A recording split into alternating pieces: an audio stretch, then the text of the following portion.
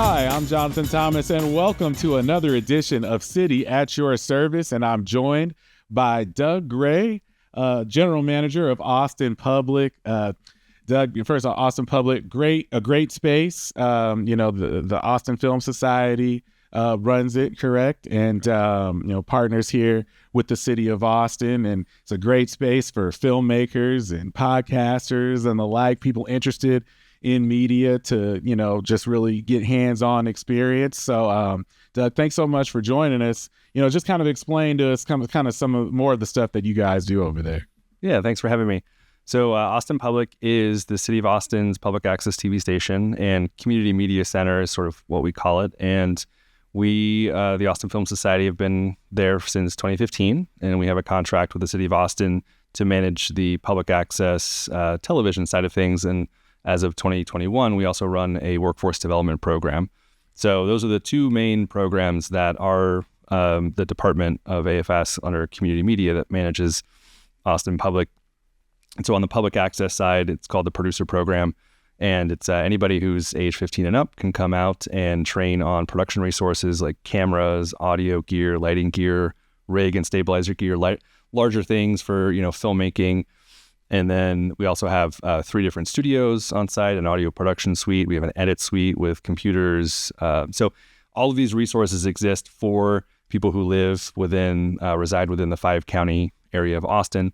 They can come out, they can train on the resources, access those resources, create their own content. We are content neutral. They create whatever they want to create, and then we help distribute that. So we manage 3 cable channels here locally that are also streamed out on various over-the-top services like Apple TV and Roku, and then we also have Android and iPhone apps that you can download. So the main 3 buckets would be like the training, the access, and then the distribution. And then it's also a community of people that are using the space that we're sort of building a community of people that are meeting through mixers and different events that we have that are collaborating and working on projects together. Now you mentioned the training. So is that a thing that's required? Is training required, or could someone off the street just walk in and say, "Hey, you got space? Can I just go right in if it's empty?" It is required. It can be completely free if someone qualified financially, or it can be low cost. The cost of classes usually range between $35 and $55 for the equipment and the studios. But yeah, it is required. It's part of our arrangement with the city. Everything we have is city property. So even though we manage the budget to buy equipment, my team can decide we want to go after the Sony FX9 or we want to buy the new version of the Red Komodo. That's on us to decide, but it is ultimately city property. And so our arrangement is that everyone who gets to reserve that equipment and take it out of the building is getting hands-on, so what we call resource certification training on that item. So that way we know that they've got proper safety handling training. They also have an overview of the inventory. So even if you are skilled in that camera, that class will also show you what tripods we have, what lenses we have, what monitors we have, what you gain access to from taking that class. And so it is basically a la carte. Like if you want access to cameras, take the Sony camera class. If you want audio gear, take intro to audio. If you want lighting, take intro to lighting class. So it is structured in that way. They're required. So it might take someone 2 or 3 months to get access to everything. But after you do that, you're sort of off and running. There's no retraining necessary after that. So even though there's, maybe an onboarding process or sort of a runway of maybe about 2 to 3 months for somebody to get access to everything, after that, you're just kind of doing your thing and making your content. And then you own that content. You're submitting it, distributing it however you want, and then provide us something, and we share that with the community. That is so cool. Now, how popular are these classes? How hard is it to get into these classes? Kind of what can one expect who wants to, dive into this? Yeah, great question. It fluctuates, depending on the time of year. Summer is a little bit more or less busy than, say, the fall. We're about to get into the holidays soon, and that usually slows a little bit. But there is a pretty good demand for the program. The producer program is on a rolling basis, or it's just open enrollment for anybody who wants, again, 15 and up and living within the Austin area. The first class to take to gain access to the resources is called Media Policy, and that we teach twice a month. That class has a lot of demand, and so usually it's sold out for 1 or 2 months. I wish it was a little bit more accessible, but it just kind of shows it's a reflection of I think how popular the program is and the resources that someone's getting from that. But the ideal scenario is that once someone is past media policy, then the other classes, like the resource certification classes, are more accessible. But as of right now, somebody could be taking resource certification classes at any point. So if this is the first time you're hearing about this and you wanted to go to austinfilm.org, the website, go to the classes and events, and you're like, hey, I want to get trained on, say, Studio 2. You could take that class now if it was available, say this month, there was a spot open. Take that class, we'll track that certification, but it may take you another month or so to get into media policy. But media policy is that requirement before you get access to the resources, because that's where we cover things like copyright law and defamation and privacy laws, the things that you need to know legally before you start putting content out on public access TV and really anywhere. We've sort of made it more general topics to make sure, because if you're putting on YouTube, you can get, you're responsible for that. If you submit to a film festival, you're responsible for that. Public access is no different. The only thing that we teach a little bit differently in that class is Federal Communication Commission, FCC policies, because we are non-commercial. And there are ways that you have to identify funders and things like that, similar to PBS. So we do cover a little bit of that, which may not be relevant to like YouTube or film festival. So again, to kind of recap it, the classes, once you're past the media policy step, the classes are fairly accessible. It really depends. Like the fall and the spring are busier than the winter and summer. But media policy, just know it may take you a couple months to get past that step. But I'll say once you're in the program, and this is something I get asked a lot in media policy, that people sort of see that and they're like, oh man, if this class took me 2 months to get into, how hard is it to get the gear? Actually, it's not that hard to get the gear. There is a lot of gear. We have, multiple versions of each camera. There are only one of each studio, so those are a little bit more in demand. But as long as you're planning ahead, if you get access to the gear, say you take a camera class, lighting and audio, and you've got the basics that you need. If you're planning, 2 to 4 weeks out for your production, the chances of you getting what you want are extremely high. If you're like, oh, I just got a gig and it's a Wednesday and I need gear for this Saturday, the chances of you getting what you want are a lot lower, but you never know. So it really just depends on the planning. So I tell people that, once you do get certified on the equipment and the program for you is really just checking out gear and creating content, that's all you're kind of doing, then as long as you're planning a couple weeks out and you make the reservation yourself through our producer portal, then, it's a very high chance that you're going to get what you want. It's only those like rush, within maybe a week that the chances of everything being booked already. And if there's like a 48-hour film festival, happening that weekend, then for sure everything's going to be booked up because, a lot of people will compete in those. So it really depends on what's happening. South by, we're going to be really busy, Yeah, for sure. Now, if someone, I'm going to do this corny thing now, Doug, where if someone's listening to this or watching this and, they love what they're hearing, but they want to just check out the studio, do you all offer tours and are those tours free of charge? Yeah, so it wouldn't necessarily be a tour, but we are open to the public. Oh. So Monday through Thursday, 12 p.m. to 10 p.m., and then Fridays and Sundays, 11 a.m. to 7 p.m. So if you want to stop by during that time, we will have a staff member there that can show you around. It really depends on what's happening and, how much time we can commit to walking around. But we are a public facility during those hours. So if you want to stop by and check it out when you first walk in the lobby, we've got TVs along a wall that have all of the classes listed and like the hours and pricing. And then we have like a poster about our distribution. And then, right off to the right of the lobby is our edit lab and then the different studios. So it really depends on who's using the studios, because once a producer has that space, that's their space. And if the door's shut, then we don't want to bother them. But yeah, you're more than welcome to stop by during operating hours and someone will come out and chat with you and we can have you walk away with a packet on like next steps, or we have QR codes and things that you can scan. This is, very cool stuff you guys do over there. How do you think it compares, to your knowledge at least, with other cities?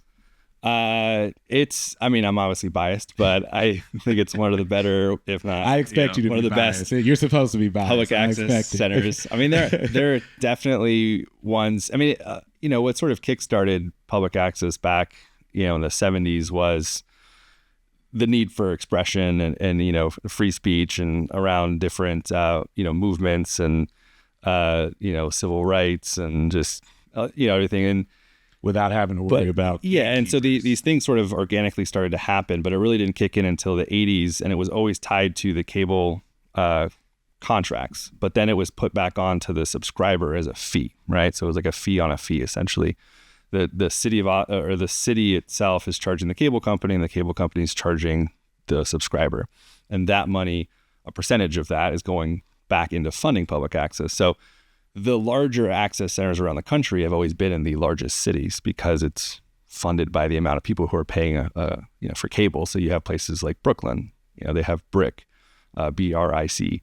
That's one of the bigger ones. And you have the Bay Area has one. I mean, a lot of on the West Coast, and then you have a lot on the East Coast, and Massachusetts has a larger funding stream. So Boston's got a really big one, and like a lot of little cities in Massachusetts have their own. So they're definitely out there.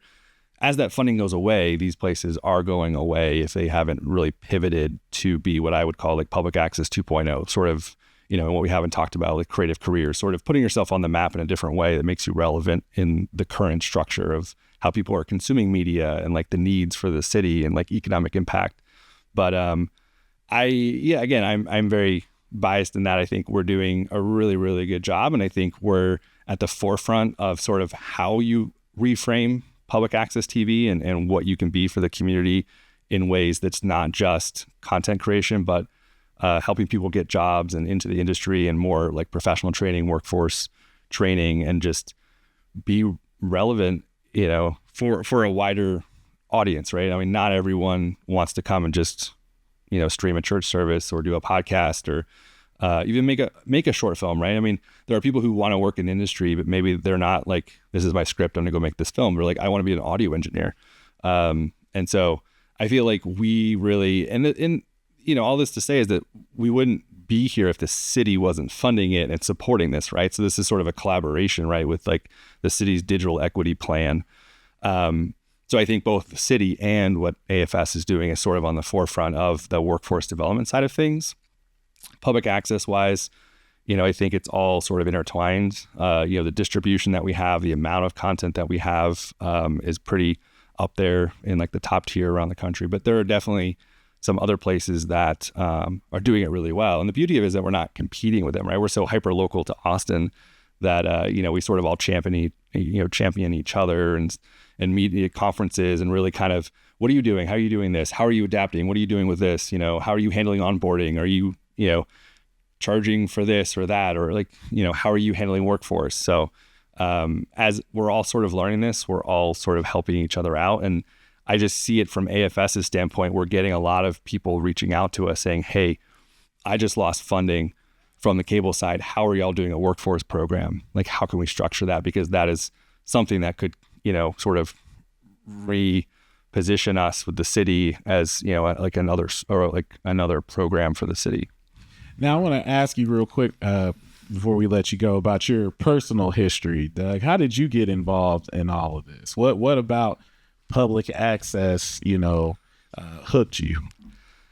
So I came to Austin in 2003 to go to the University of Texas, which I did for about two years. Wasn't great at it.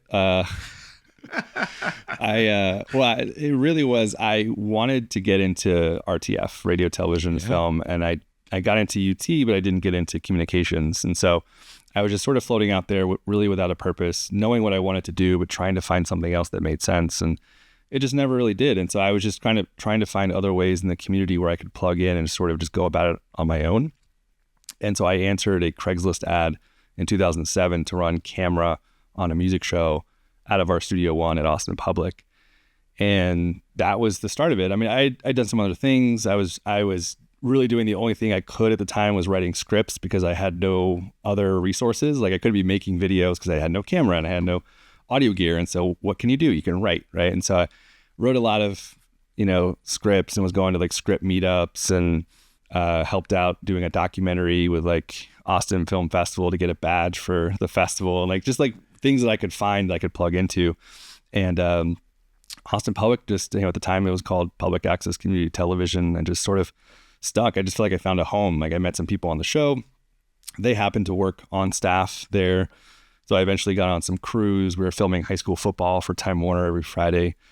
And then I got on staff part-time, and just what I tell people, I just kind of held on for dear life and made it through several contracts and worked my way up. And I think it made me work harder because I always had that chip on my shoulder without having the RTF degree. Yeah, exactly. There was definitely support from parents, and we eventually, support for buying some equipment, things like cameras, and started doing freelance work. But I really decided at some point that I just loved the concept of community media and being there to support the community in a way that the home I found at Austin Public.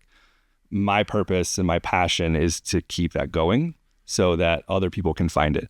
I hear it all the time. We just had a Tech for All Fest for National Digital Inclusion Week, back in the first week of October. And everyone, walk in and like, I had no idea this place existed. And I do hear that a lot. And, maybe in the back of my mind, I'm like, okay, maybe we should doing a little bit more to like get this out there. But I mean, the people who really, they find it and they're doing it now. This is amazing, right? Like this place is amazing.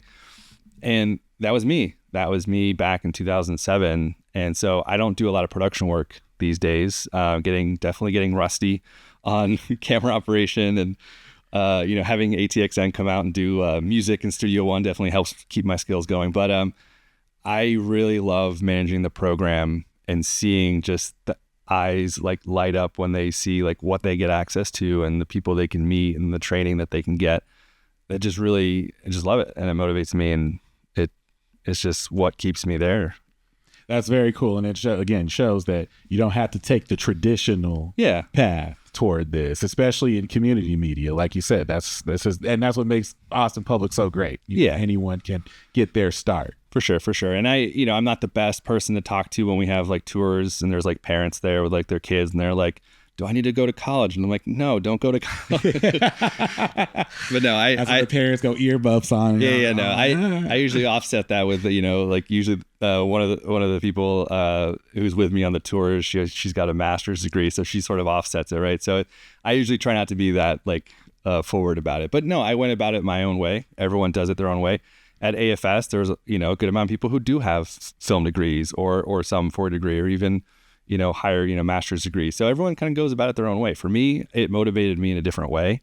And I don't know what would happen if I had gotten into RTF and where I'd have wound up. I would not have taken the path that I did. And so I'm sort of happy how that worked out for me. But for me, if you're not going to go, we're now like off topic, but if you're not going to go get that film degree, or you don't have the ability to get that film degree, it really is about your motivation. Like I can be looking, I've done a lot of hiring, and I can look at 2 resumes and I see someone who's got the degree, someone who doesn't, but they have the same skills. I feel like more often than not, that degree is might push you a little bit farther, but really for the person and the personality, it's going to be the person who has that drive more, because that degree doesn't equal having that drive. And so for me, it really came down to like who what how much are you positioning yourself to benefit off of your connections and the skills and utilizing the resources at Austin Public and things like that. And so that's, I think, what I did. And I definitely took advantage of the program and the connections and things that are there. And I do value that with other people too, that are on my team or that we've worked with at Austin Public. So yeah, I mean, they can teach you a lot in school, but they can't teach you drive. Right. That's all on you, for sure. Yeah. Now, you touched on it a little bit. Tell us about the Community Careers Program. So the Creative Careers. Creative Careers. I tried to remember it. So Creative Careers is a workforce development program that we have at Austin Public. And there are 3 different pathways. And there's pathway 1, 2, and 3. And the program itself is 18 and up. And for pathway 1 and 2, it is paid, stipend paid, and there are various wraparound services that we can provide. And that is 1 cycle a year currently in the spring. So that application is going to be dropping sometime in December, and then doing like the review process and things in January. And pathway 1 is 18 to 24, very entry level. Someone who wants to work in the film industry or creative, media industry. Pathway 2 is 18 and up, and that tends to be someone who has some experience and just wants to have maybe some more practical experience and kind of round out those skills. And then pathway 3 is for someone who has also 18 up, but someone who has maybe a job already in the industry, but is doing one thing, but wants to pivot and learn something else, like learn an entirely new skill. And so that is not paid, but it is free training. So it's essentially a scholarship for our, what we call continuing education classes. And so those pathway 3 happens a couple other times throughout the year, but it's all application based. It is fairly competitive, whereas like the producer program is really anybody who is living within Austin area, 15 and up, can join the program. Creative Careers is an application-based program, where we pick anywhere between, usually about 10 people or so each pathway. But we're definitely looking for a very diverse group. We're looking for anyone who's had certain barriers on getting into a training program like this, or barriers from getting into an RTF program like that. So, but yeah, it's an amazing program. It started in 2021. It was kickstarted within the city, within the economic development department, with federal relief funding that the city received, and part of that was workforce development training to gain back jobs that were lost during COVID. And so that's what helped us. Other than a GTOPS grant, we went after a GTOPS grant within the city as well to kind of do a pilot program of this in 2020, 2021, and then we used the ARPA funding through the city for the first couple of years, and now we're squarely in the economic development department within their workforce development portfolio. So it's a great addition, and like I said, it sort of puts us on the map in a different way. It really brings us, serves the community in a different way than just the public access TV side. Now, Doug, you were explaining some of the history, but just how long have you all been up and running? All right. Do you have about 2 hours for the history lesson now? So we are the third, AFS is the third contractor to do public access TV. And now that we're headed into our 11th year, we're now the second longest contractor. But what we're doing in Austin has been around since 1973. And so Channel 10 was the first channel, and that is now the longest running public access channel in the country, has been running since 1973. And now we have also somewhere along the line, we got Channel 11 and 16. And so our building opened, ground broke in 90, program was fully up and running around 92. And it was built on the east side. So we're off of Rosewood, where Rosewood and 11th Street split off. And we were put right next to the DeWitty Job Training Center. So as a city campus, supporting, sort of all access to, digital training, and more so on the computer side, and then computer access and job support on DeWitty's side. And then, shout out to Austin Freenet, who's over there next to us, our neighboring nonprofit, and then the public access television side right there. And yeah, it's got a lot of history. It's where Robert Rodriguez edited El Mariachi. So we've got a really cool signed poster in that edit lab that is still a little edit suite on site. And it's kind of fun how it's come full circle. Richard Linklater was there, utilizing the resources early on, was part of public access when it was at Doherty Arts Center prior to that. And that's kind of come full circle because he helped, he was a founder of AFS. And so in 1985, and so now the nonprofit he helped start is now managing the contract for public access, and he's still our artistic director and still around. So it's a lot of rich history. And always looking out for that next success story, right? And people are using it to get films into festivals or get a TV show pilot picked up, and but then it's people's hobbies. People just come after work, and there's a show called Up Late Austin that's been running for 30 so years, and it's their hobby. So it's fun. It's a cool space. You never know what you're going to see on a daily basis, and it's always an experience to be there. Like I say, you never know what you're going to see in each studio. So yeah, and you might see me in there. But don't run away if you do, please. All right. Well, how can people get more info? Where can they find you? Website, social media, all that good stuff. Go ahead and plug that. Really, the best place to go is to austinfilm.org. So, austinfilm.org is where you can find things about. We didn't go into. We have a movie theater. We have AFS Cinema. 2-screen art house theater. We have Austin Studios, which is part of the old airport over in the Mueller area. So all of that information is on our website. So those are our 3 main locations under AFS. But you can go to the classes and events page on the website and find out when the next media policy class is happening, or if there's any other certification classes that you want to take ahead of time. But that's really the best place to go, honestly, is just austinfilm.org. And then you can kind of direct yourself to the Austin Public section or the Austin Studios or the AFS Cinema side of things. Well, thank you so much, Doug, for joining us. This was fun. Yeah, sure. I appreciate it. Thanks and y'all have a great space there too. I appreciate it. Cool. People should definitely check that out. So, and thank you for joining us once again. That was Doug Gray, General Manager of Austin Public. I'm Jonathan Thomas, and this has been another edition of City at Your Service.